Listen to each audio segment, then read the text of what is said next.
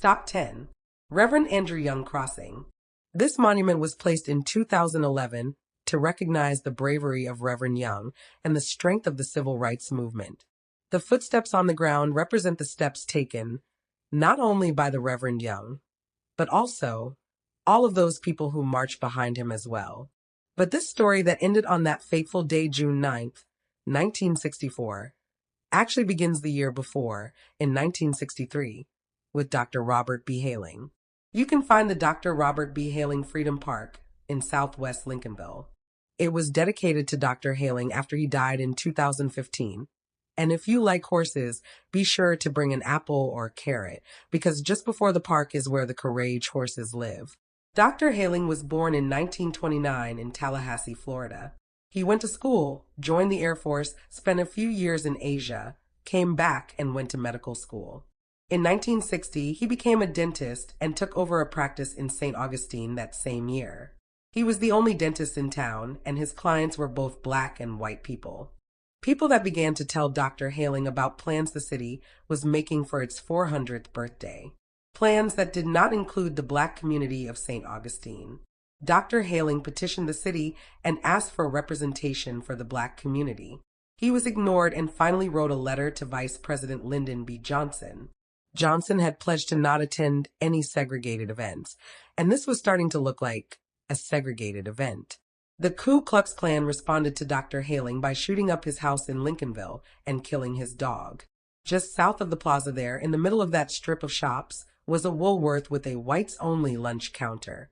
For students who were members of the NAACP Youth Council, led by Dr. Hailing, launched a protest by sitting at the counter in July of 1963. They were arrested, but refused to say they would not protest again, nor would they give up any of the adults involved in their protest. The students became known as the ST. Augustine 4-inch and Joan Ulmer, Samuel White, Audrey Edwards, and Willis Singleton, all minors, were sent to a reform school indefinitely until the governor would let them out, which happened a year later. A war was brewing, and in September of 1963, the Klan was over there at the slave market handing out flyers for a rally where they would be planning an attack on Lincolnville.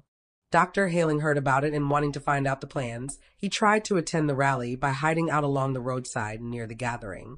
Dr. Hailing and 4 of his friends were discovered quickly, dragged into the rally, and almost beaten to death before being rescued by Dr. Hailing's friend, Episcopal priest Father Ivan Cheney, and the state police. By June of 1964, St. Augustine was a war zone. Dr. Hailing had called Dr. Martin Luther King Jr. to come here and help with the situation. But Dr. King and Dr. Hailing had different ideas of how to handle things. In addition to that, Dr. King was worried violence would upset the legislature he was working on. Sensing violence would happen, Dr. King sent the Reverend Andrew Young here to help try to calm things down, but when he arrived, he realized that things had gone too far. Dr. Hailing had organized a march from Lincolnville to the plaza to protest and demand civil rights. The Reverend Young realized that there was no stopping it, and took a lead role in trying to keep things under control. When the marching crowd got to the governor's house there, they stopped on the sidewalk and in the road. Looking across the plaza at the slave market building, they could see the Klan gathered with their white costumes. Reverend Young thought they would turn back, but a woman in the crowd behind him began to sing an old hymn, and the crowd surged forward. He made it to the front of the procession, and just as his foot made it to about that first footstep there, he was clubbed over the back of the head by someone in the mob gathered here in this plaza. The Reverend was beaten severely by the mobsters before they were finally run off, and then the marchers began to assemble again. With the mob yelling at them and throwing things at them, they began to circle the plaza. For days they would stay out here, and they weren't alone. Marches and protests were erupting all over the city. Mrs. Catherine Twine was a well-known woman in the civil rights movement. She had a very special freedom hat. It kept the sun off of her face whenever she was arrested and thrown in the outdoor jails.